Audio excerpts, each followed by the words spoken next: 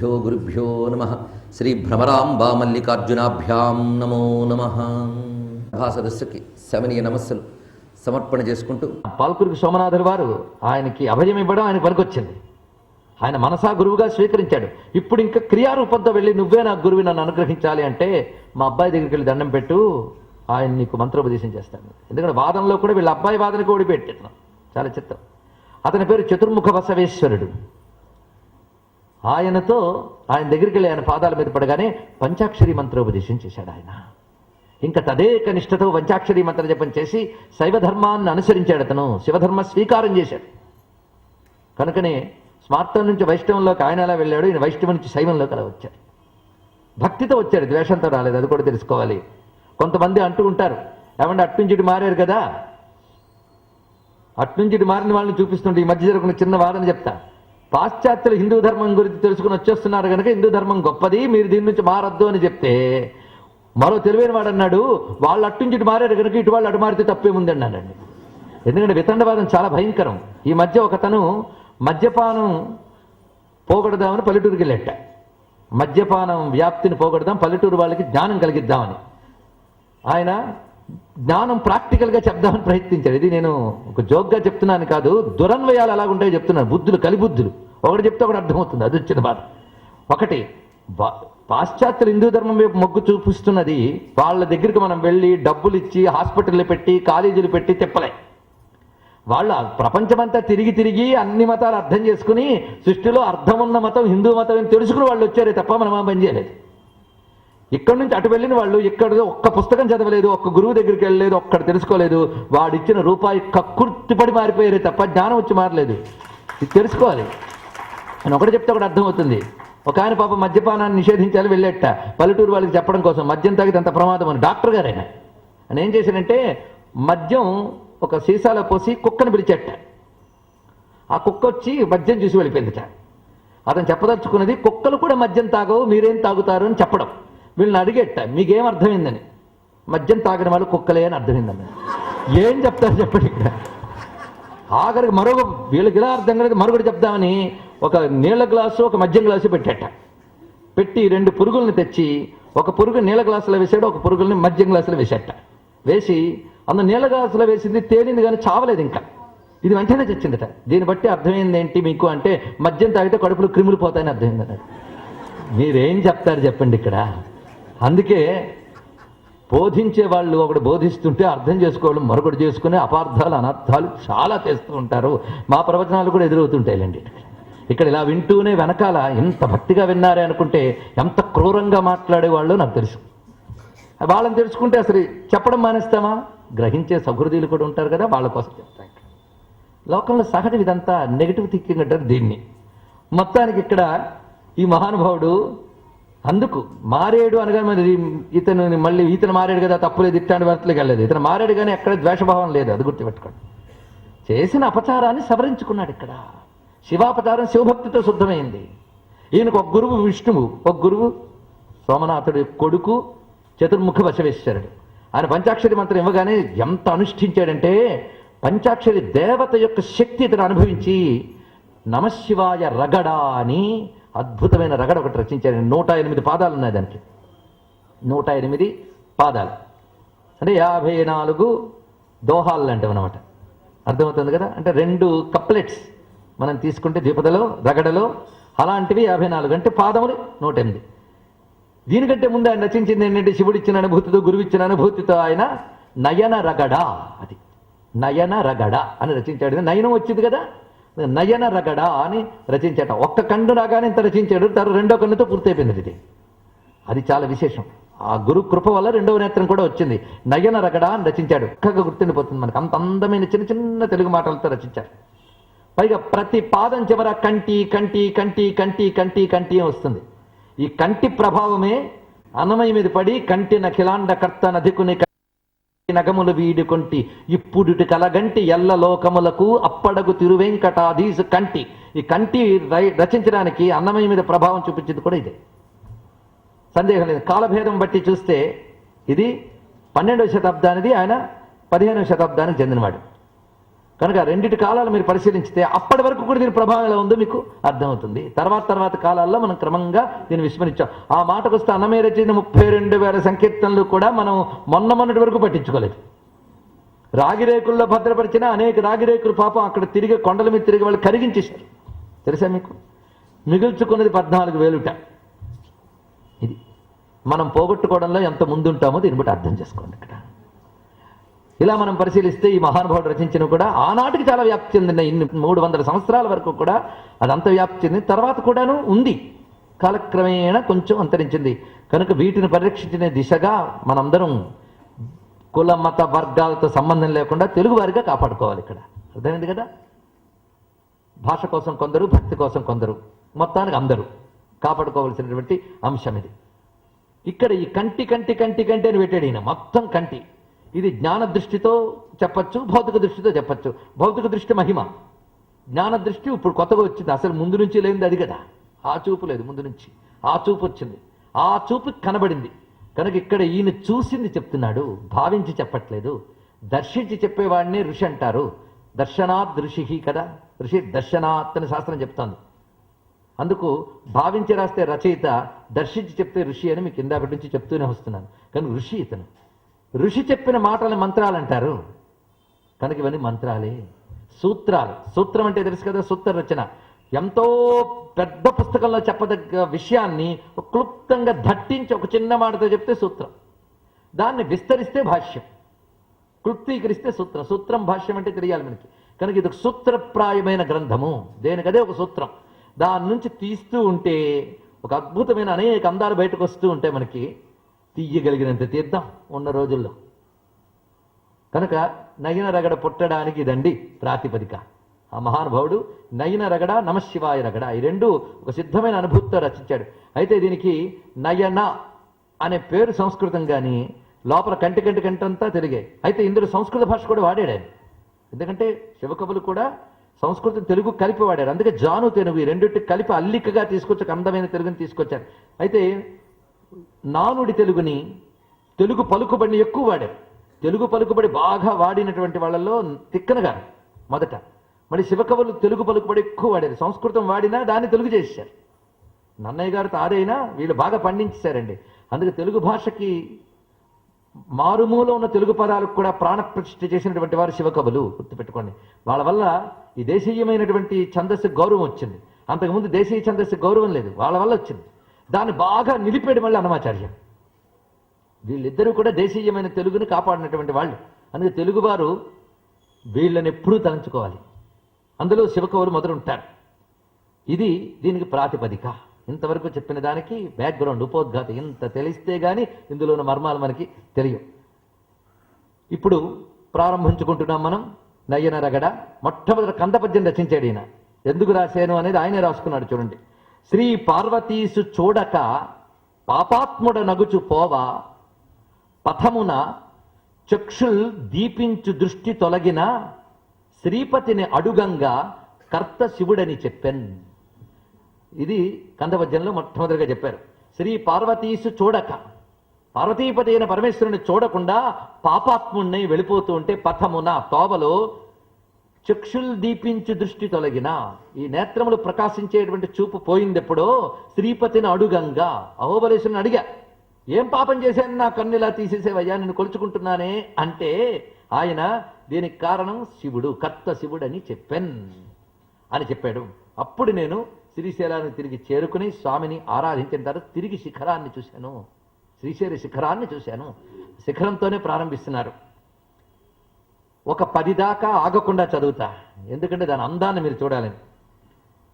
శ్రీశైల వల్లభుని శిఖరంబు పొడగంటి కాశీపురాధీసు గౌరీసు పొడగంటి సర్వలోకేశ్వరుని surveys పొడగంటి సర్వ సంరక్షకుని సర్వంబు పొడగంటి పరమాత్మునీశాను పరమేశు పొడగంటి పరమయోగింద్ర హృత్పద నిలయు పొడగంటి చంద్రార్క శతకోటి సంకాసు పొడగంటి చంద్రార్క శిఖినేత్రు శంకరుని పొడగంటి రూపింప ప్రకట స్వరూపంబు పొడగంటి ఆపరంజ్యోతియై అమరుదేవుని కంటి వేదంబులీశ్వరుని వినుతింప పొడగంటి ఆదిదేవుడు రుద్రుడని శృతులు పొడగంటి శృతి ఏక ఏవ రుద్రోయనగ పొడగంటి శృతి పరం బ్రహ్మమని శూలి పల్కుట గంటి ముక్కంటికై శృతులు మ్రొక్కగా పొడగంటి ముక్కంటి లీలచే మ్రోయుచుండగ గంటి శ్రీశైల వల్లభుని శిఖరంబు పొడగంటి కాశీపురాధీసు గౌరీసు పొడగంటి.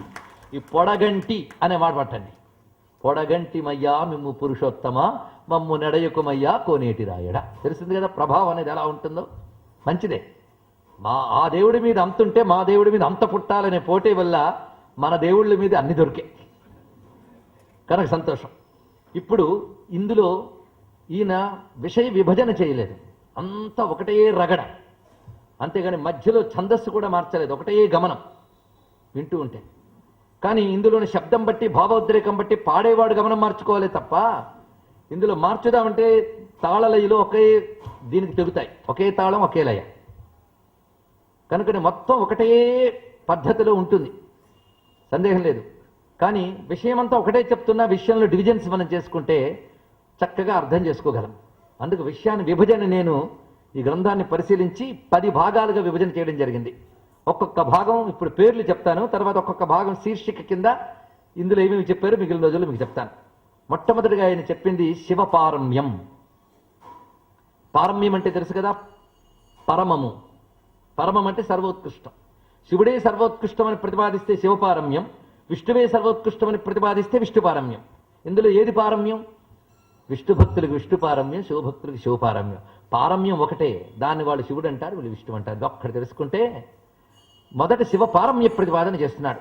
ఎప్పుడైనా పారమ్య ప్రతిపాదన చేయాలంటే ఆవేశం చాలదు, శాస్త్ర ప్రమాణం కావాలి. అంతే కదా. శాస్త్రాల్లోకెల్లా గొప్పదేది? ఒక్క మాటలో చెప్పండి, వేదం. విద్యాస శృతి ఉత్కృష్ట. కనుకనే ఏ ప్రమాణం చెప్పినా శృతి ప్రమాణం కావాలి. చిత్రం ఏంటంటే వేదం ఎంత గొప్పదంటే ద్వైతం చెప్పినా వేదవాక్యాలతో చెప్పచ్చు, అద్వైతం చెప్పినా వేదవాక్యాలతో చెప్పచ్చు, విశిష్టాద్వైతం చెప్పినా వేదవాక్యాలు చెప్పచ్చు, విష్ణువే గొప్ప అన్న వేదవాక్యాలతో చెప్పచ్చు. ఆ మధ్య ఒక విష్ణువాలయ క్షేత్రంలో రామాయణం చెప్పడానికి నేను వెళ్ళాను. మనకున్న జాడ్యం కొద్దీ భేదం వద్దురా బాబు అని చెప్పాను. దానితో అలిగినటువంటి మహావిష్ణు పండితులు చుట్టుముట్టారు, పెద్ద యుద్ధం కింద చుట్టుముట్టి తర్కంతో యుద్ధానికి దగ్గరగానే పర్వాలేదండి. ఇంకో రకమైన యుద్ధం అయితే నాలాంటి వాడికి శక్తి లేదు. సరే, అందులో విష్ణువే పరమమని శంకరుల అభిప్రాయం కదా, మీరేమిటి అభేదాన్ని కొత్తగా వ్యాప్తి చేస్తున్నారు? నేను కొత్తగా చేయలేదండి, ఎప్పుడూ ఉన్నది అది. విష్ణువే పరమని శంకరులే చెప్పారు కదండి, శంకరులు చెప్పింది మేము చెప్తున్నాం. విష్ణువు పరమం అనుకున్నాం కనుకనే విష్ణు క్షేత్రానికి వచ్చి రామాయణం చెప్తున్నాం. విష్ణువు పరమనడంలో మాకేం సందేహం లేదు. అంటే అతను ఒక మాట అన్నాడు, విష్ణువు పరమని వేదములే చెప్తున్నాయి చూడండి అని. వేదవాక్యాల్లో కొన్ని మంత్రాలు చెప్పారు, పులకించిపోయా. వేదవాక్యాల్లో విష్ణువు గురించి వింటూ ఉంటే అంత ఆనందం ఉంటుంది. ఏకో నారాయణ ఇవన్నీ వింటూ ఉంటే ఆహా, ఆయన పాద నమస్కారం చేయాల్సిందే. చేసి నేను ఇందాకే చెప్పాను కదా, విష్ణువు పరమం అనడంలో నాకు ఏమీ సందేహం లేదని. కనుక వేద ప్రామాణ్యాన్ని చెప్పిన మీకు ధన్యవాదాలు. అదే వేదమంత్రముల్లో శివపారమ్యం ఎక్కడెక్కడుందో చెప్తాను అని గురువుల దయ వల్ల నాకు తోచినటువంటి కొన్ని వేదమంత్రముల్లో శివపారమ్యం చెప్పడం జరిగింది. ఏమంటాడు అక్కడ? ఈ రెండు వేదమే, అతడు ప్రమాణంగా తీసుకున్న వేదమే నేను తీసుకున్నాను కదా. కనుకనే మీరైనా నేనైనా వైష్ణవులైనా శైవులైనా శాక్తేయులైనా సౌరులైనా అందరికీ ఒకటి విషయంలో గౌరవమే కదండి. వేదం అంటే మనకు వేదవాక్యే కనుక వేదవాక్యే హిందువులకి ప్రమాణం. కనుక అనైక్యంగా ఉన్న హిందూ జాతికి ఐక్యం చెప్పాలంటే వేదం చెప్పాలి, ఇక్కడ గుర్తుపెట్టుకోండి. కనుక వేదమే మనకు ప్రమాణం, కనుక వేద ప్రమాణం చూపించాలి. కనుక ఇతను మొట్టమొదటి ఎంత చక్కగా ఒక శాస్త్రీయమైన పద్ధతిలో వెళ్తున్నాడు. శివపారమ్యాన్ని వేద ప్రామాణ్యంతో, వేదం చెప్పిన ప్రక్క వేదం ఎక్కడ చెప్పింది అక్కడ చెప్పింది, ఎలా చెప్పిందో చూడు అని వేద ప్రామాణ్యం చూపిస్తున్నాడు. కనుక శివభక్తులు వేద ప్రామాణ్యంతో శివుణ్ణి పట్టుకోండి, విష్ణు భక్తులు వేద ప్రామాణ్యంతో విష్ణువు పట్టుకోండి. అంతేగాని వేదం వదిలేద్దాం. ఇది మనం దీని నుంచి తీసుకోవాల్సిన పాఠం. వేద ప్రామాణ్యం ప్రతిపాదన చేస్తాడు. తర్వాత తాను చూసిన శ్రీశైల వైభవం ఎలా కనబడిందో, ఎక్కుతూ ఉంటే ఎత్తైన రాయి కనబడింది, ఆ పక్కన చెట్టు కనబడింది, ఆ చెట్టు కింద కూర్చొని కనబడ్డా, ఒక ప్లేట్లో ఇడ్లీ కనబడింది. ఇది కాదు వర్ణించడం, అదైతే ఇది అక్కర్లేదు కదా, అది మనకే చాలు.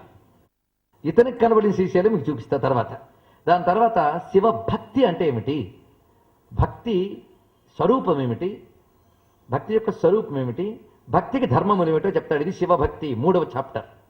4వది భస్మధారణ, భస్మ మహిమ భస్మధారణ. 5వది రుద్రాక్ష మహిమ రుద్రాక్ష ధారణ. 6వది తీర్థప్రసాద మహిమ. దీన్ని రెండు చేసుకోవచ్చు, శివతీర్థమహిమ శివప్రసాదమహిమ. కానీ తీర్థప్రసాదమహిమ పూజ అయ్యాక పుచ్చుకున్నవి రెండే కనుక కలిపిశాను నేను. తీర్థప్రసాద మహిమ. దాని తర్వాత శివధర్మాలు. శివధర్మాలంటే శివోపాసన చేసేవాడు ఎలాంటి ధర్మాలు పాటించాలి, ప్రధాన ధర్మాలు ఏమిటి. దాని తర్వాత శబ్దబ్రహ్మస్వరూపం. ఆ తర్వాత శివ రూపమాధురి. ఆ సాక్షాత్కరించిన శివుడి రూపం ఎంత గొప్పగా ఉందో ప్రతిపాదన చేస్తాడు. చిట్ట చివరికి ముక్తాయింపుగా మొత్తం క్రోడీకరించి శివతత్వ ప్రతిపాదన. ఇలా మొత్తం 10 భాగాలుగా విభజన చేసుకోవచ్చు విషయం. ఎందుకంటే సులభంగా అర్థం కావడం కోసం నేను ఈ విభజన చేశాను. ఈ విభజన రీతిలో ఈ 9 రగడంతా మనం చెప్పుకోబోతున్నాం. ప్రారంభంలో ఈయన కనబడింది చెప్తున్నాడు. శ్రీశైల వల్లభుని శిఖరంబు పొడగంటి కాశీపురాధీసు గౌరీసు పొడగంటి. ఎక్కడ శ్రీశైలం ఎక్కడ కాశీ అండి? అయితే ఇక్కడ ప్రాస అనేది ఒకటి ఉంటుంది. కప్పలెట్ అని చెప్పాను కదా, శ్రీశైల అన్నప్పుడు షా రెండో అక్షరం వచ్చింది కనుక కింద కాశీ అని వేశాడా? అలా అనడానికి వీల్లేదు. ఎందుకు వృధాగా ఋషితులు లేని వాళ్ళు ఒక్క పదం ప్రయోగించారు వృధాగా. అర్థమవుతున్నది కదా. కనుక శ్రీశైల వల్లభుని శిఖరంబు కనుగొంటే ఈయన కనబడింది శిఖరమే. శ్రీశైల శిఖరం దృష్ట్వా పునర్జన్మ నవిద్యతే అని శిఖరానికి ప్రాధాన్యం ఉంది కనుక శిఖరాన్ని చూశాను అన్నాడు. ప్రధానం వెళ్ళిపోయాడు. అందుకని నెమ్మదిగా ఒకదాని నుంచి ఒకటి కాకుండా ఏది చూస్తే జన్మ తరిస్తుందో అది చూశాను ముందు చెప్పాడు. శిఖరాన్ని చూశాను. అక్కడ చూసింది ఎవరిని అంటే కాశీపురాధీశుడైన గౌరీశ్వరుని చూశాను అన్నాడు ఇక్కడ. ఇది చాలా గొప్ప విషయం. అంటే విశ్వనాథ జ్యోతిర్లింగం కాశీలో ఏదుందో శ్రీశైలంలో ఉన్న మల్లికార్జున జ్యోతిర్లింగం అదే అని ప్రతిపాదన ఇక్కడ చేయడం జరిగింది. కాశీకి శ్రీశైలానికి ఉన్నటువంటి సంబంధం అది చూపించాడు. ఎందుకంటే జ్యోతిర్లింగ దర్శనమే మోక్షం. అది చెప్తున్నాడు ఇక్కడ. ఇది శిఖరంలోనే కనబడుతుంది. శిఖరం అంటే టాప్. ఇక్కడ మన శరీరంలో టాప్ చూడవలసినవి రెండే. ఒకటి భూమధ్య స్థానం, రెండవది సహస్రార స్థానం. ఈ రెండిటిలో మన సంప్రదాయంలో శ్రీశైల శిఖరం అంటే శ్రీచక్రం యొక్క బిందుస్థానం. ఆలోచించండి. ఆ శ్రీచక్రం యొక్క బిందుస్థానమే జ్యోతిస్వరూపం, నాదబిందువాత్మకం, శివశక్తి రూపం. ఆ శివశక్తి రూపమైన బిందుస్థానం ఏదో శ్రీశైల శిఖరం అదే. అందుకే అక్కడ శక్తిపీఠం జ్యోతిర్లింగం రెండూ ఉండక శక్తిపీఠమైన భ్రమరాంబ, జ్యోతిర్లింగమైన మల్లికార్జునుడు ఉభయులు ఉన్నారు గనక అది శ్రీశైలం శ్రీచక్రం యొక్క బిందుస్థానమే. కనుకనే శిఖరాన్ని చూస్తే పునర్జన్మ ఉండదు. అంటే బిందువు దాకా చేరగలిగే వాడికి ఉండదు. బిందువు దాకా అంటే సహస్రారం వరకే.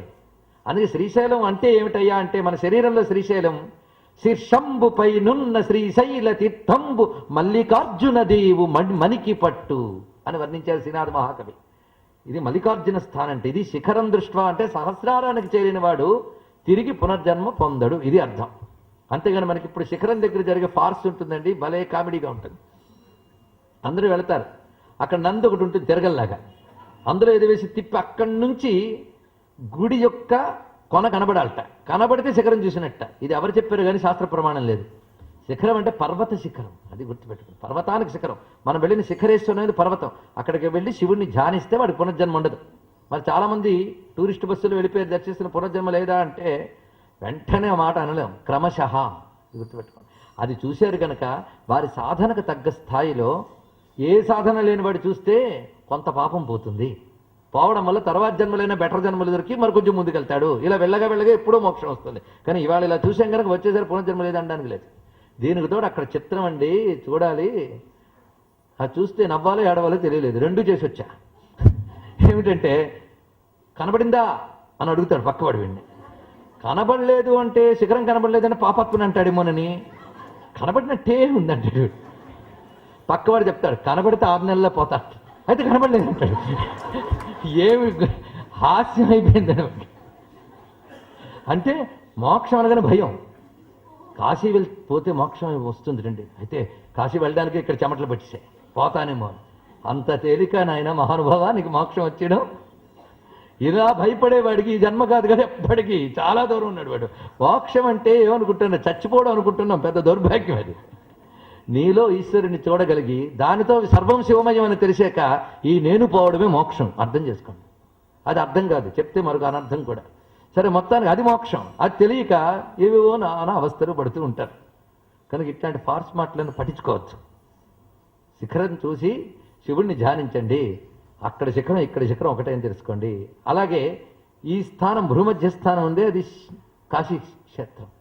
అది చూసి ఇది చూడడానికి కిందకి దిగడం కదని మీరు అనుకుంటారు. ఏం లేదు, రెండింటికి ఒకటే. ఇక్కడ దాకా వెళ్ళినవాడు అక్కడికి సులభంగా వెళ్ళిపోయినట్టే అర్థం.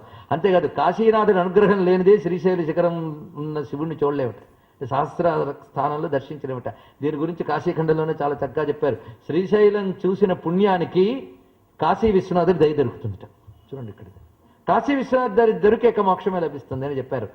ఇక్కడ కాశీ విశ్వనాథుడు అంటే జ్యోతిర్మయుడు, జ్ఞానప్రధానమైన క్షేత్రం కాశీ. కాశీ అంటే కాసురు దీప్తో అనే ధాతువు నుంచి వచ్చింది. జ్యోతిర్మయం, పరంజ్యోతి స్థానం. కనుకనే ఈ శ్రీశైల శిఖరాన్ని చూడగానే పరంజ్యోతి స్వరూపుడైన శివుడు నాకు దర్శనమిచ్చాడు. అది అనవాడు రెండింటికి ఉన్నటువంటి అనుబంధం. అంత చక్కగా చెప్తున్నాడు. కనుకనే శ్రీశైల శిఖరాన్ని చూస్తూనే పరంజ్యోతి స్వరూపుడైన కాశీ విశ్వనాథుడిని భావిస్తే అక్కడే మోక్షం వస్తుంది.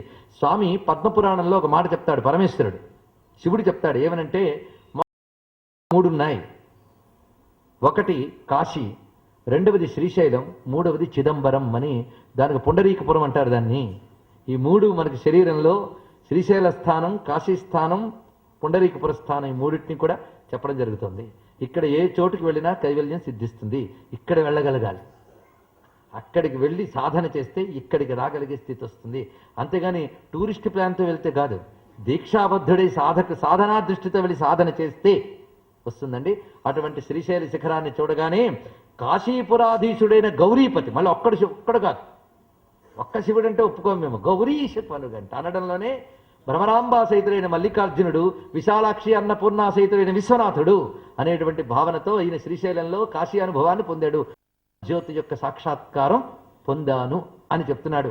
1-2 శ్లోకాల్లోనే ఎంత అనుభూతి చూపించాడండి. మొదటి అంశం శివ పారమ్యం, శివుని యొక్క సర్వోత్కృష్టమైన తత్వాన్ని ఇందులో తెలియజేస్తున్నారు. ముందు శివ సిద్ధాంత ప్రతిపాదన చేసి దానికి సమర్థనీయమైనటువంటి శాస్త్రవాక్య ప్రమాణాలను చూపిస్తారు. ఇప్పుడు పారమ్య ప్రతిపాదన చేయవలసిన పద్ధతి అది. అందుకు ప్రతిపాదన సర్వలోకేశ్వరుని సర్వేషు పొడగంటి. నేను చూసింది సర్వ ఈశ్వరుని, అంటే అన్నిటికీ ప్రభు అయినటువంటి వాడు సర్వలోకేశ్వరుని. స్పష్టంగా తెలుస్తున్నది. సర్వలోకములకు ఈశ్వరుడైనటువంటి వాడు, సర్వ సంరక్షకుని సర్వంబు పొడగంటి. సర్వలోకేశ్వరుడైన సర్వేశ్వరుని చూశాను, అతడు సర్వ సంరక్షకుడు, సర్వము. అది సర్వంబు పొడగంటి అనే మాటలో శివునికి సంబంధించిన సర్వ విషయములు నేను తెలుసుకోగలిగాను అని అంటున్నాడు ఇక్కడ. అంటే ఇప్పుడు ఇందులో ప్రతిపాదింపబోతున్నది శివునికి సంబంధించిన సర్వశాస్త్ర విషయములు గ్రంథంలో చెప్పబోతున్నాడు. అందుకు సర్వంబు పొడగంటి అనే మాటలు ఇది ఒకటి. ఇందులో సర్వశబ్దం 4 మార్లు వచ్చింది. సర్వలోకేశ్వరుడు, సర్వేశ్వరుడు, సర్వ సంరక్షకుడు అని, తర్వాత సర్వము అనే మాట వచ్చింది. ఇది మనకు సరిగ్గా శివమంత్రముల్లో నమస్తే అస్తు రుద్ర రూపేభ్య అనే మంత్రంలో సర్వేభ్య సర్వ సర్వేభ్యో నమస్తే అస్తు రుద్ర రూపేభ్య అంటాం. అక్కడ సర్వేభ్య అనే దానిలో సర్వము శివమయం అనేటువంటి మాట. ఇది వేదం ప్రతిపాదించినటువంటి విషయమే. యో రుద్రో అగ్నౌ అప్సు ఓషధీషు యో రుద్రో విశ్వాభువనా వివేశ తస్మై రుద్రాయ నమో అస్తు. ఇది శృతి చెప్తున్నటువంటి మాట. అగ్నియందు, జలములందు, భూమియందు ఒకటేమిటి? విశ్వాభువనాని అన్నాడు ఇక్కడ. విశ్వాభువనాని అంటే సమస్తమునందు ఎవడు అంతర్యామియే శాసిస్తున్నాడో అటువంటి రుద్రునికి నమస్కారం అని శృతి చెప్పింది. అందుకు శివునికి సర్వేశ్వరుడు అనే మాట శాస్త్రములందు సిద్ధంగా ఉంది కనుక సర్వమునకు పతి అతడు. లోకములకు పాలకుడు అంటే ఈ లోకములన్నీ తన అధీనంలో ఉంచుకోవడమే కాకుండా వాటిని రక్షిస్తున్నాడు. అందుకు పాలన అనేది 3 విధాలుగా ఉంటుంది. సృష్టి, స్థితి, లయం. ఈ 3 చేస్తున్నవాడు కనుకనే సర్వలోకేశ్వరుడు, సర్వేశ్వరుడు, సర్వ సంరక్షకుడు అనేటువంటి మాటల ద్వారా సృష్టి స్థితి లయ కారకుడైన సర్వతత్వము శివుడు సర్వము అయినటువంటి వాడు. పరమాత్ము నీశాను పరమేశు పొడగంటి పరమయోగీంద్ర హృత్పద నిలయు పొడగంటి. ఈ పదములు ప్రతిపాదిస్తున్నది శివుణ్ణి పరమాత్మగా ప్రకటిస్తూ ఉన్నాడు. ఈ పరమాత్మ భావాన్ని 3 పదాలతో చూపిస్తున్నాడు. పరమాత్ముడు, ఈశానుడు, పరమేశ్వరుడు 3 శబ్దములు.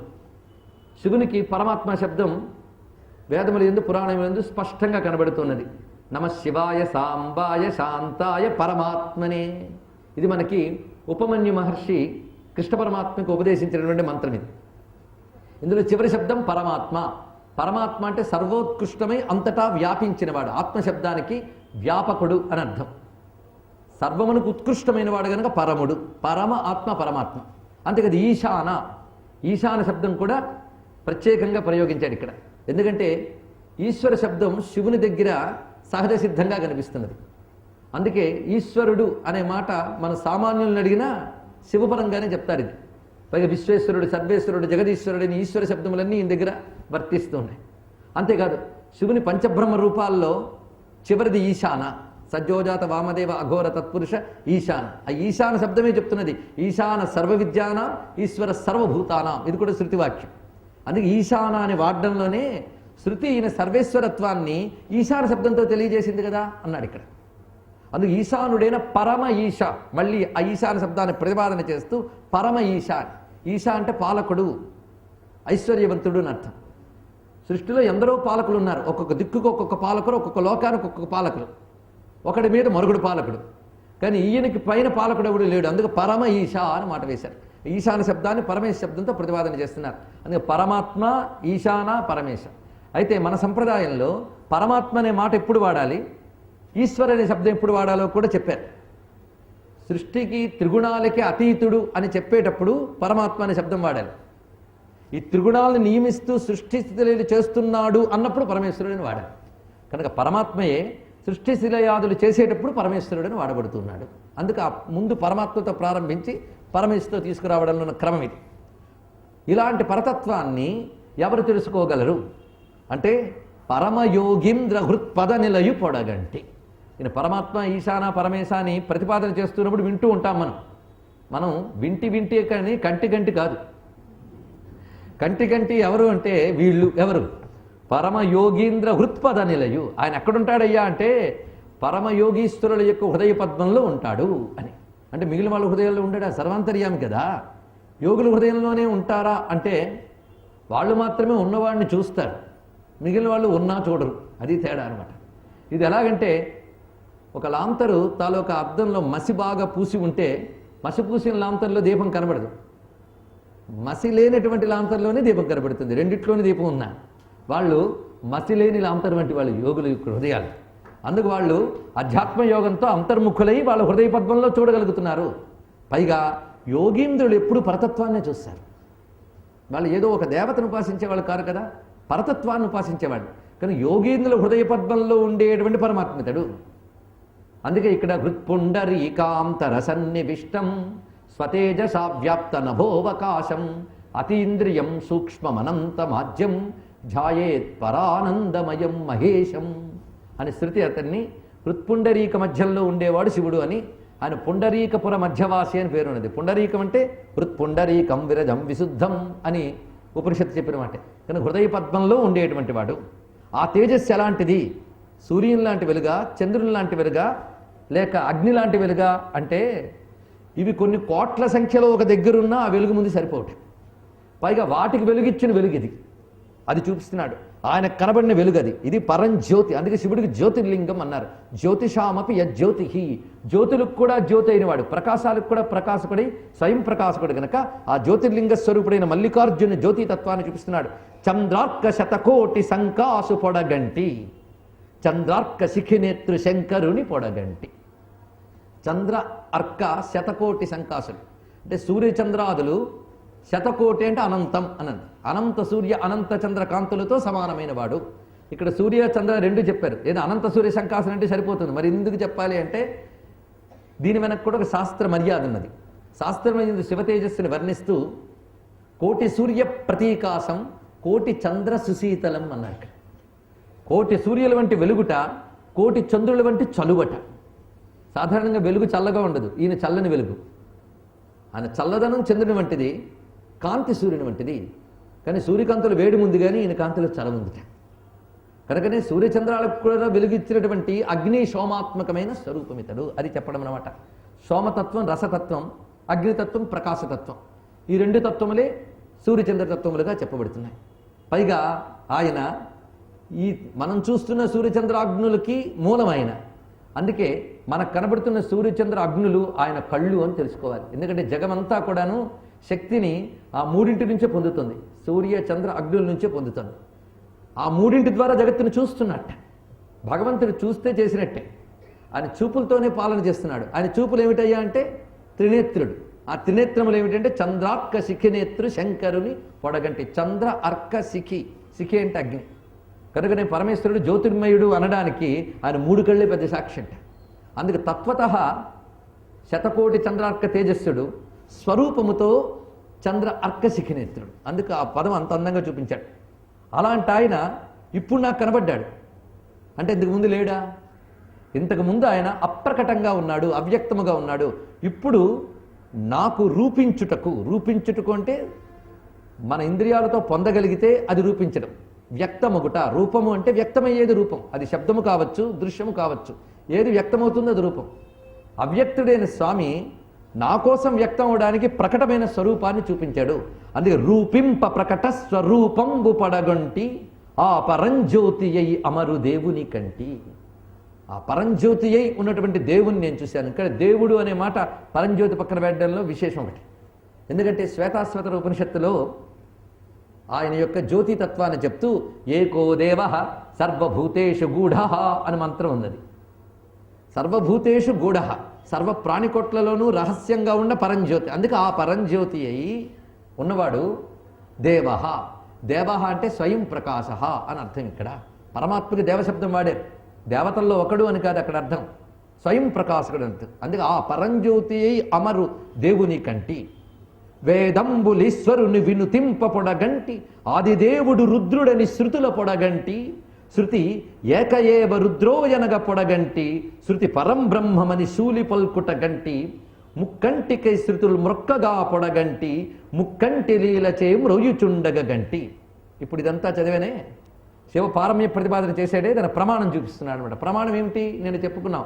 ప్రమాణములకెల్లా గొప్ప ప్రమాణం ఏమిటి? వేద ప్రమాణం. వేద ప్రమాణంతో చూపిస్తున్నాడు. వేదము పరమేశ్వరుని యొక్క సర్వోత్కృష్టతని ఎలా ప్రకటించింది కనుక వేదంబులీశ్వరుని వినుతింప పొడగంటి. వేదములన్నీ మూర్తులు ధరించి శివుని స్తుతిస్తూ ఉంటే నాకు దర్శనం ఇచ్చింది అన్నాడు. ఇక్కడ వేదములన్నీ పరమేశ్వరుని బహువిధములుగా స్తుతించాయి. పైగా ఆయన స్తుతించే వాక్కులతో నువ్వు శుద్ధమవుతావు, తద్వారా జగతి శుద్ధమవుతుందని కూడా వేదం శాసించింది.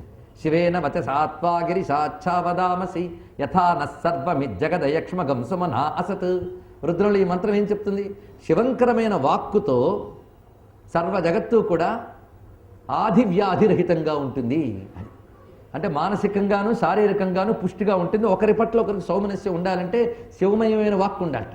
అందుకే వేదం తాను స్తుతించడమే కాకుండా స్తుహి శృతంగర్త సదం యువానం మృగన్న బీభం ఉపహత్నుముగ్రం అని మరో మంత్రంలో చెప్పింది కదా. హృదయ గుహలో ఉన్న శివుని స్తుతించాలని చెప్పింది. అందుకే వేదంబులీశ్వరుని వినితింప పొడగంటి ఆదిదేవుడు రుద్రుడని శృతుల పొడగంటి. రుద్రుడు ఆదిదేవుడు అని వేదం ఎక్కడెక్కడ ప్రతిపాదించిందో అది చెప్తున్నాడు. దానికి ఒక వాక్యమైన ఉదాహరణ ఇవ్వాలి కదా. సాధారణంగా వచన కావ్యాలు రాసేటప్పుడు వేదంలోదు పురాణంలోదు ఉటంకించవచ్చు. కానీ పద్యములు ఇవి పాటలు రాసేటప్పుడు వేదవాక్యాలు ఉదహరించడం కొంచెం క్లిష్టమైన అంశం. కానీ ఆ పని కొంతమంది కవులు చేశారు. ఎక్కువగా వేదవాక్యాల్ని, స్మృతి వాక్యాల్ని, ఆగమ వాక్యాల్ని ఉటంకిస్తూ ఈ రగడల్ని ద్విపదల్ని నడిపినటువంటి వాడు మన పాల్కురికి సోమనాథుడు. ఆయన పండితారాజ్య చరిత్రలను బసవ పురాణంలో కూడా తత్వ ప్రతిపాదన చేయడానికి శృతి ఇలా అంది, స్మృతి ఇలా అంది, ఆగమం ఇలా అన్నది, ఫలానా ఋషి ఇలా అన్నాడంటూ ఆ వాక్యముల మధ్యలో పెట్టాడు ఆయన. ఈయన ఆయన గారి శిష్యుడు కదా, ఆ లక్షణం ఇక్కడ చూపిస్తున్నాడు. అందుకే ఎక్కడ వేదం ఉందో రెండు ఉదాహరణలు ఇస్తున్నాడు చూడండి. శృతి ఏకయేవ రుద్రోయనగ పొడగంటి శృతి పరం బ్రహ్మమని శూలి పల్కుట గంటి. వేదము పరమాత్మను ఉద్దేశించి ఏకయేవ రుద్రహ అని ఒక చోట, ఈయన పరబ్రహ్మను మరొక చోట చెప్పింది. ఇలా అనేక చోట్ల చెప్పింది. ఉదాహరణకు ఒకటి రెండు చెప్పేది స్థాళీపులాక న్యాయం అంటాం. బియ్యం ఉడికిందా లేదా చెప్పడానికి రెండు మెతుకులతో మొత్తం ఎలా చెప్పగలమో అదేవిధంగా ఈ రెండు వాక్యములతో శృతి ప్రతిపాదిస్తున్న విషయాన్ని చెప్పారు.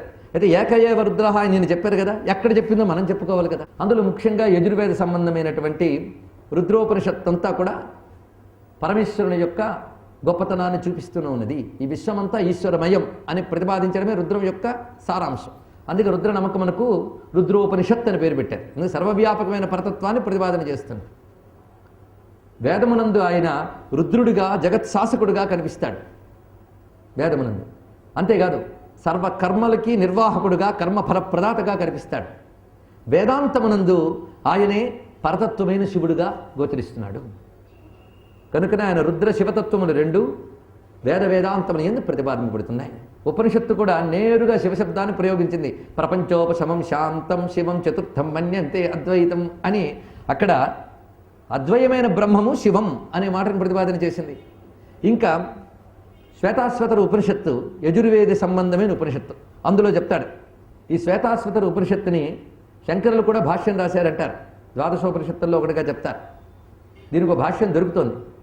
దీన్ని ఆధారం చేసుకుని తర్వాత అద్వైత సిద్ధాంతులు, విశిష్టాద్వైత సిద్ధాంతులు కూడా శ్వేతాశ్వతరానికి భాష్యం రచించారు. దానిలో మంత్రంలో యయే వైక ఇహ ఉద్భవే సంభవే చ యయే తద్విదరా అమృతాస్తే భవంతి యయేవ ఏక, ఎవడైతే ఒక్కడున్నాడో ఆయన నుంచి ఉద్భవే సంభవే చ, ఉద్భవము సంభవము ఇత్యాదులన్నీ జరుగుతున్నాయి.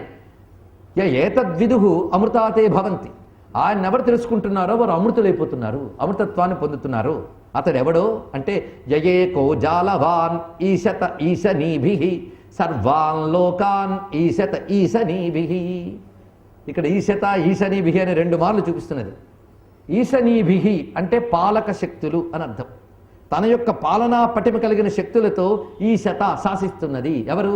ఇందాక చెప్పినటువంటి ఉద్భవ సంభవములకు హేతువైన పరతత్వము తనవైనటువంటి అనంత పాలక శక్తులతో ఈ జగతిని శాసిస్తూ ఉన్నది. అందుకే ఈశత ఈశనీభిః.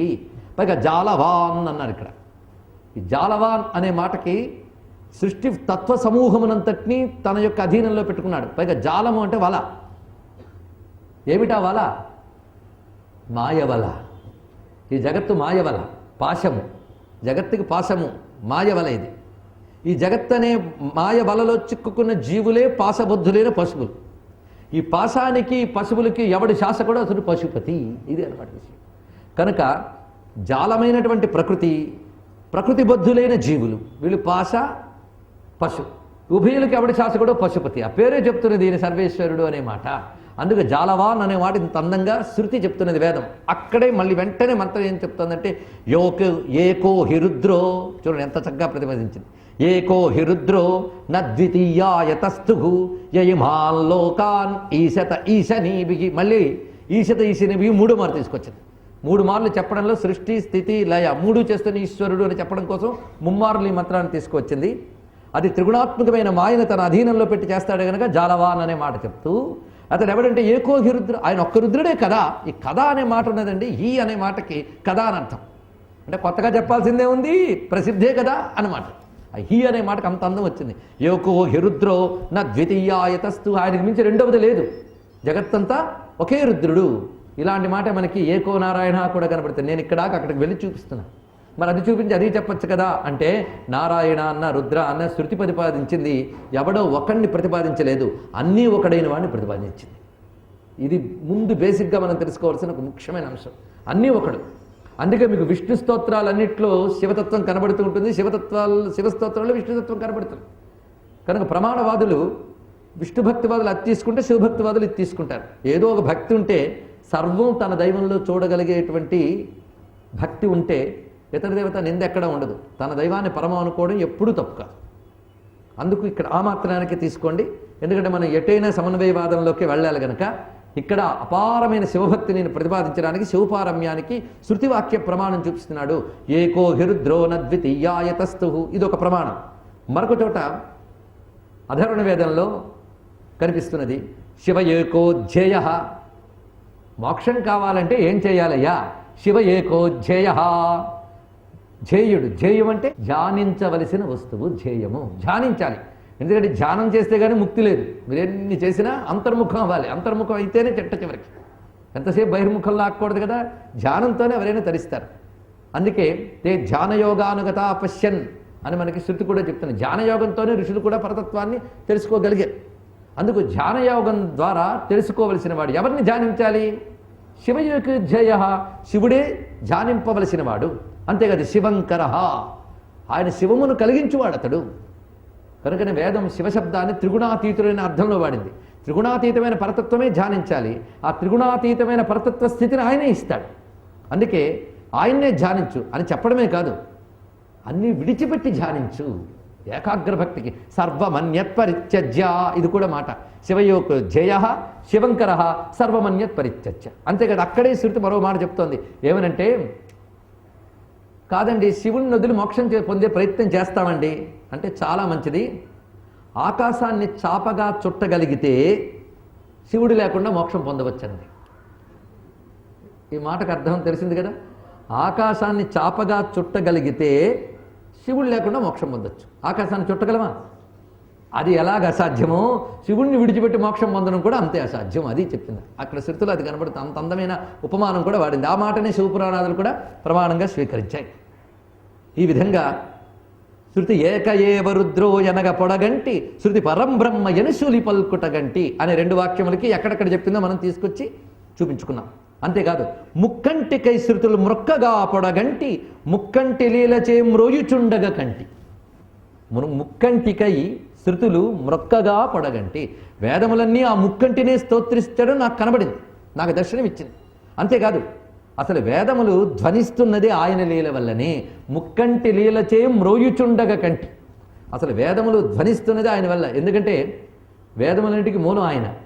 వేద శివశివో వేద అని చెప్తారు. ఈశాన సర్వ విద్యానాం ఈశ్వర సర్వభూతానాం. సర్వ విద్యలకు ఈశానుడు అని శృతి గట్టిగా ఎలుగెత్తి చాటిందా లేదా? శృతి మంత్రమే. బ్రహ్మాధిపతిర్బ్రహ్మణోధిపతిర్బ్రహ్మ శివో మే అస్తు సదాశివోం. అక్కడ బ్రహ్మాధిపతి బ్రహ్మణోధిపతి అంటే బ్రహ్మకు ప్రభువు, వేదమునకు ప్రభువు. 2 అర్థములు అక్కడ. ఎందుకంటే వేదములు బ్రహ్మకి ఇచ్చినవాడు ఈయన. ఆ మాట కూడా ఈ శ్వేతాశ్వతరంలోనే మంత్రం కనబడుతుంది. ఈ రుద్రుడి గురించి చెప్పిన ఉపనిషత్తులోనే యో బ్రహ్మాణం విదధాతి పూర్వం యో హి వేదాః ప్రహిణోహి తస్మై తగుం హిదేవమాత్మబుద్ధి ప్రకాశం ముముక్షుర్వై శరణమహం ప్రపజ్యే. మోక్షాకాంక్ష కలిగిన నేను బ్రహ్మకి సైతం వేదాలు ఇచ్చినటువంటి ఆది గురువైన ఆ పరమాత్మకు నమస్కరిస్తున్నాను. అంటే వేదములు ఎవరి వల్ల వచ్చాయి? ఆయన యొక్క స్వరూపము. అందుకే వేదములు ముక్కంటి లీలచే మ్రోయుచుండగ కంటి. అది చూపిస్తున్నాడు ఇక్కడ. పైగా ముక్కన్నులు కూడాను ఋగ్యజుస్సామాత్మకమైన వేద విద్యకే తార్కాణంగా చెప్పుకోవచ్చు. అందుకు అంత అద్భుతంగా వివరిస్తున్నాడు. అందుకే వేదములు కూడా ఆయన లీల వల్లనే ధ్వనిస్తూ ఉన్నాయి. ఇంతవరకు శివపారమ్యానికి శృతి ప్రమాణం చూపించారు. ఈయనిచ్చిన వాక్యాల ఆధారంగా వేదంలో మనం వెతుక్కుని వచ్చి ఇక్కడ మరికొన్ని చెప్పుకున్నాం. కనుక శృతి ప్రమాణంతో పారమ్య ప్రతిపాదన జరిగింది. అంతేకాదు ఈ శృతి ప్రమాణంలో మరొక అన్నిటికంటే గొప్పది శృతి మాత. అంతే కదండి. శృతి మాత ఏమిటి? వేదమాత. గాయత్రి మంత్రం యొక్క ప్రతిపాద్య వస్తువు ఏమిటి చర్చ. దీనికి విష్ణుపరంగా అన్వయం ఉంది, బ్రహ్మపరంగా అన్వయం ఉంది, శివపరంగా కూడా అన్వయం ఉంది. ఇక్కడ ఖచ్చితంగా శివపరమైన అన్వయం తీసుకుంటాం మనం. కానీ సంధ్యావందనం చేసేటప్పుడు ప్రతి వాళ్ళు నాకు తెలిసి వైష్ణవులు శైవులు కూడా చెప్తారని అనుకుంటా. తత్సవితు బ్రహ్మాత్మనే వరేణ్యం విశ్వాత్మనే భర్గోదేవశ రుద్రాత్మనే అని చెప్పక తప్పదు కదా. మొత్తానికి సర్వాత్మనే జయిస్తాం. కనుక బ్రహ్మ విష్ణు రుద్రాత్మకమైన ఒకే పరమాత్మ. ఆ పరమాత్మని ఇక్కడ శివుడు అంటున్నారు. ఆ పరమాత్మనే భాగవతం విష్ణు అంది. ఎవరు ఏదన్నా సృష్టిశిలయాత్మకమైన బ్రహ్మ విష్ణు రుద్రాత్మకమైన పరంజ్యోతి ఒక్కడే. ఆ ప్రతిపాదనతో సమన్వయించుకుందాం. దీనికి వేదము భర్గుడు అనే మాట నేరుగా శివుని పరంగానే వాడింది. అంతేకాదు పురాణ వాంగ్మయము కావ్య వాంగ్మయము కూడా భర్గ శబ్దం శివపరంగా వాడింది. అంతేకాదు న్యాసంలో కూడా భర్గోదేవస రుద్రాత్మనే అని అంటున్నాం కదా. కనుక భర్గ శబ్దం రుద్రస్వరూపం. శంకరుడు శివానందలహరిలో సారసనా తేనయనే తావేవకరౌ సయేవ కృతకృత్య యాయే యో భర్గం వదతి క్షేతే సదార్చత స్మరతి అని ఒక మాట అన్నారు. అక్కడ మళ్ళీ భర్గం అన్నప్పుడు పరమశివుని పరంగానే వాడారు. ఆ భర్గం అనే మాట ఎక్కడొచ్చింది? గాయత్రిలో వచ్చింది. గాయత్రి భర్గుడిని ఉపాసిస్తున్నానని చెప్పింది. భర్గుడిని ఉపాసిస్తున్నది. ఆ భర్గుడెవడు? బ్రహ్మ విష్ణు రుద్రాత్మకుడైన భర్గుడు. అంటే భర్గుడు అనగా పరమేశ్వరుడు కదా. కానీ గాయత్రి హృదయం కూడా శివుడే అనే మాటని ఎలా ప్రతిపాదన చేస్తుందో చూడండి. ఇక్కడ మనం వేద ప్రమాణంతో ఎంత అందంగా అన్వయిస్తున్నాడు. ఇది శివభక్తులు మనస్సు ఉప్పొంగించే ఒక అందమైన అంశం ఇది. ఎందుకంటే గాయత్రి మంత్ర ప్రతిపాద్యమైన తత్వం ఏమిటి అని ఎవరిని అడిగినా సూర్యమండలాంతర్వర్తి అయిన పరంజ్యోతిని గాయత్రి మంత్రం ద్వారా మనం ఉపాసిస్తున్నాం. అంతే కదా. దాన్ని నిర్గుణంగాను సగుణంగాను భావించవచ్చు. ఏది చేసినా పర్వాలేదు. ద్వే బ్రహ్మణ వేదితవ్యే మూర్తంచ అమూర్తంచ అని మళ్ళీ మనకు ఉపనిషద్వాక్యాలే ప్రమాణం. సగుణంగాను నిర్గుణంగాను కూడా పరమాత్మని మనం ఆరాధించవచ్చు. కనుక ఆదిత్య మండలాంతర్వర్తి అయిన పరంజ్యోతిని మనం ఉపాసిస్తున్నాం. సూర్యుడు అనబడేటటువంటి ఒక జ్యోతిర్మండలాన్ని కాదు, తన్మండలాంతర్వర్తి అయిన పరంజ్యోతి. ఆ పరంజ్యోతి భర్గుడు అని గాయత్రి మంత్రం ప్రతిపాదించింది. అది ఎలాగో చూపిస్తున్నారు. భర్గుడే తత్పరాత్పరుడనగ పొడగంటి భర్గుడర్కునిలోన ప్రభ వెలుంగుట కంటి బ్రహ్మాండముల కొట్లు భర్గులో పొడగంటి బ్రహ్మాండ మాలికాభరణ భూషితు కంటి అన్నాడు. ఈ భర్గతత్వం అంతా గాయత్రి మంత్ర ప్రతిపాద్య తత్వాన్ని ఈ శ్లోకంలో చూపిస్తున్నారు ఈ చిన్న పదాల్లో. దీన్ని బట్టి ఒక మెట్టు ఎంత అందంగా వేసుకుంటూ వెళ్తున్నాడో చూడండి ఆ రచనలో. పైగా చిన్న చిన్న మాటల్లో ఎన్ని శృతి విషయాలు, వేద విషయాలు అన్ని ధ్వనింపజేస్తున్నాడు. భర్గుడే తత్పరాత్పరుడనగా పొడగంటి. తత్ పరాత్పరుడు. తత్ అంటే తచ్చబ్దవాచ్యుడు. తత్ సవితుర్వరేణ్యం కదండి. అక్కడ శృతి తత్పదానికి లక్ష్యముగా పరాత్పరమైన తత్వాన్ని చెప్తుంది. పరాత్ పరం. పరాత్ పరం అంటే అన్నిటినీ మించి ఏది ఉన్నదో, దేనిని మించి ఏదీ లేదో దాని పరాత్పరం అంట. అన్నిటినీ మించి ఏది ఉన్నదో, దేనిని మించి ఏదీ లేదో దాని పరాత్పరం. అదే తచ్చబ్దవాచ్యం. తత్ అనేది అనిర్వచనీయమైన పరాత్పర తత్వాన్ని చెప్పే శబ్దం వేదమునందు. అది బ్రహ్మవాచకం.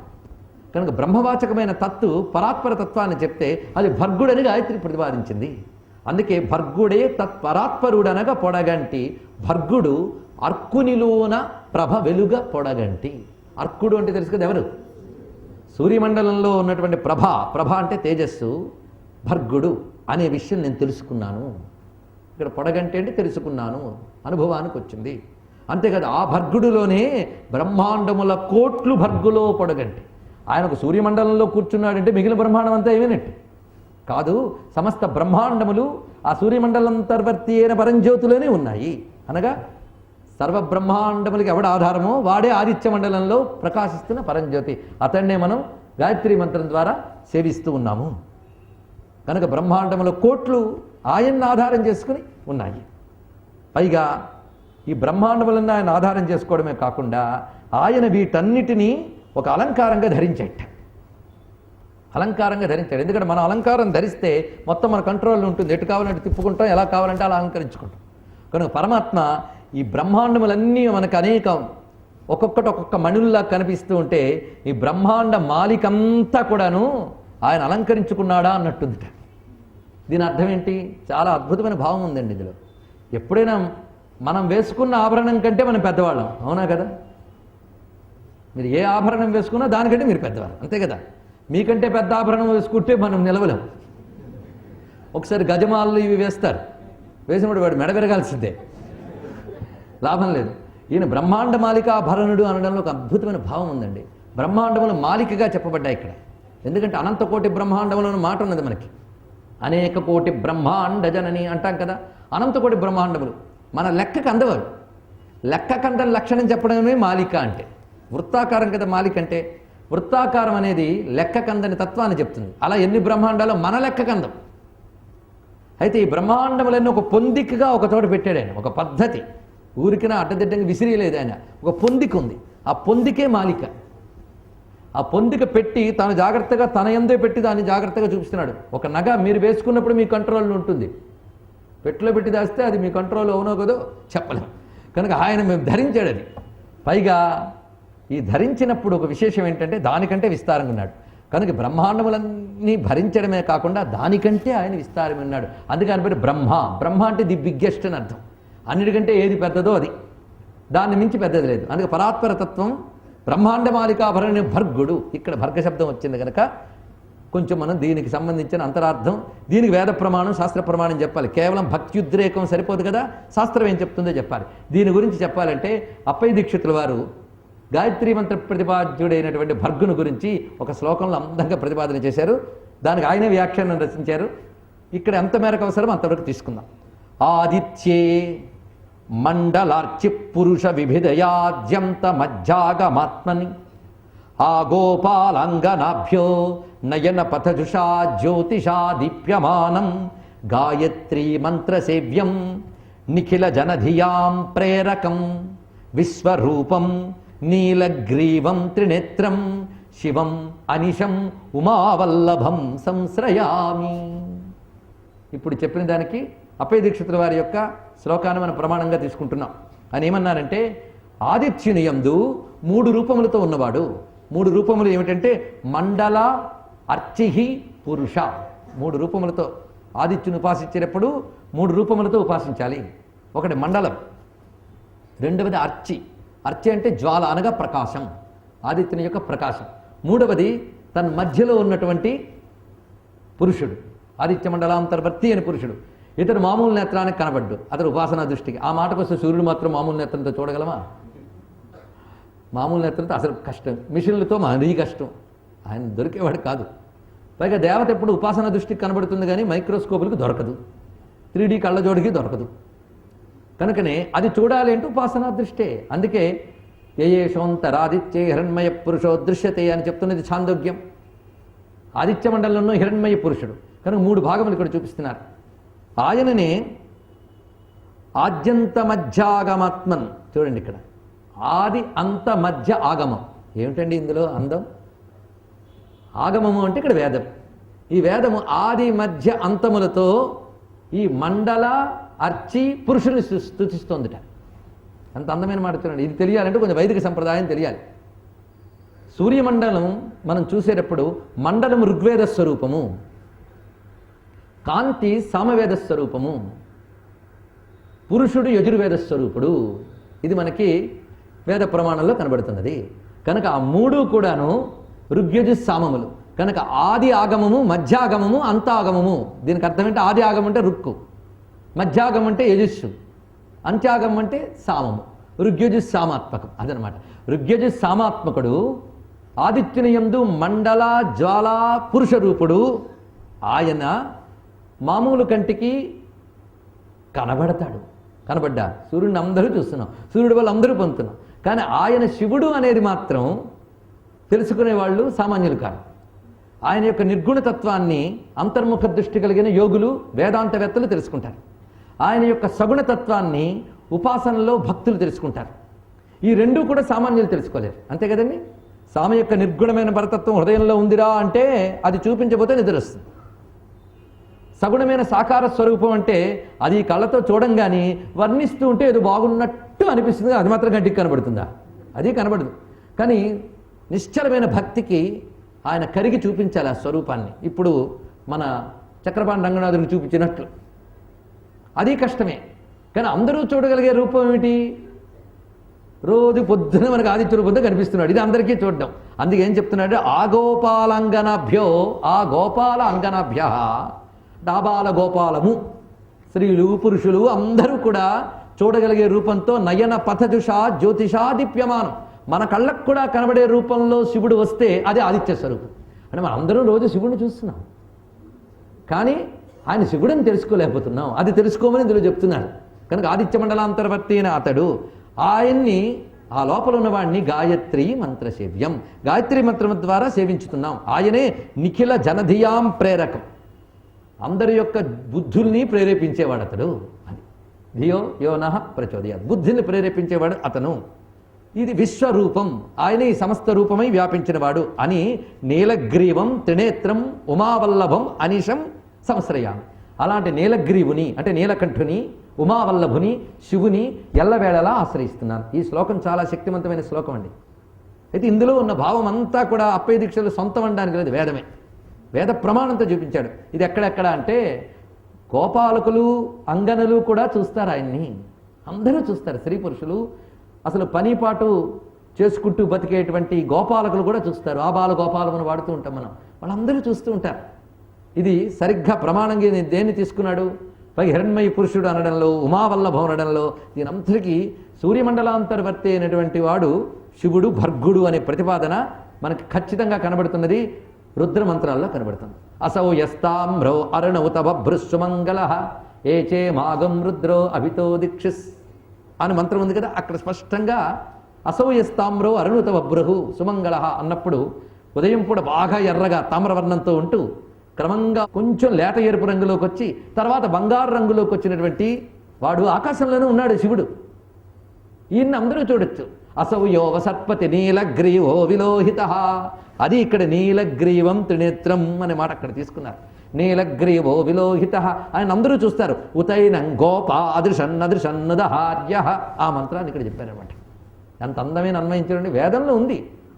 ఆగోపాలంగనలు కూడా శివుని ప్రత్యక్షంగా సూర్య రూపంతో చూస్తున్నారని వేదమే ప్రతిపాదించింది కదా. అందులో ఉన్నవాడెవడు? నమో హిరణ్య బాహవే సేనాన్యే దిశాంచ పతయే నమః. మళ్ళీ అదురు చెప్పింది హిరణ్య బాహువులు. హిరణ్య బాహువులు అన్నప్పుడు బంగారు రంగుతో ఉన్న చేతులు, ఉపలక్షణ న్యాయం అంటారు. ఒకటి చెప్పడంతో మొత్తం తెలుసుకోవాలి. కనుక చేతులు బంగారంగా ఉన్నాయన్నప్పుడు మొత్తం బంగారు దేహంతో అక్కడ ఉంటాడు ఆయన. హిరణ్యశ్మశ్రు హిరణ్యకేశ అని శృతి మనకు చెప్తుంది. ఆ ప్రణఖాత్ సర్వ ఏవ సువర్ణ అని ఒక మంత్రం ఉన్నది. ఆదిత్య మండలంలో పరమాత్మ మొత్తం బంగారు రంగుతో ఉంటాడట. బంగారు మీసాలు, బంగారు గడ్డాలు, బంగారు చేతులు, అన్ని బంగారం. ఇలా ధ్యానించాలండి శివుణ్ణి. అదొక ప్రక్రియ. ఆయన భర్గుడు, అక్కడున్న భర్గుడు. భర్గుడు అంటే తేజస్వరూపుడు, ఇది అర్థం అనమాట. అంతేకాదు ఇందులో ఇంకా ఇంకా చాలా అందములు ఉన్నాయి. అందుకు ఆయన బ్రహ్మాండములన్నీ భర్గుడి నుంచి వచ్చే అనడంలో ఎందుకు అన్నాడో కూడా చెప్పుకోవాలి. ఒక్కొక్క దానికి ఎంత ఉందో చూసారా? కనుక చిన్నగా కనబడే పెద్ద బాంబు ఇది. చూడ్డానికి ఇంతే పేలిందా మన అజ్ఞానం మొత్తాన్ని ధ్వంసం చేయగలదు, అంత ఉంది దీంట్లో. అలాంటి బాంబులు పేలుస్తున్నాం ఇప్పుడు ఒక్కొక్కటి కూడా. పట్టుకోగలిగిన ఓపిక ఉండాలి.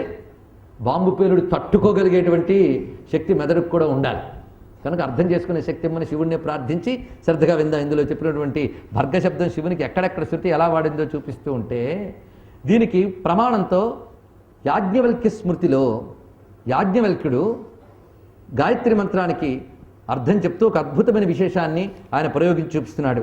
అది మనం చూసినట్లయితే, దేవస్య సవితుర్మధ్యే యో భర్గో నో ధియక్రమాత్ ప్రచోదయాత్తం వరేణ్యం ధీమహీత్యన్వయక్రమాత్.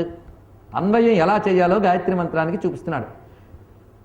దేవుడైన సవిత, దేవస్య అనుంది కదా. దేవుడంటే ఇందాక చెప్పాను దేవుడని, అందుకే అక్కడే వేసుకొచ్చాడు ఈయన పునాది. దేవుడంటే స్వయం ప్రకాశ స్వరూపుడైన సవిత.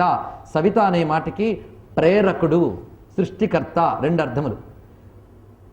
దేవుడైన సవితృమండల మధ్యంలో ఏ భర్గుడు ఉండి మా బుద్ధుల్ని ప్రేరేపిస్తున్నాడో ఆ శ్రేష్ఠుడైన భర్గుని మేము ధ్యానిస్తున్నాము. ఇది దాని యొక్క అర్థం.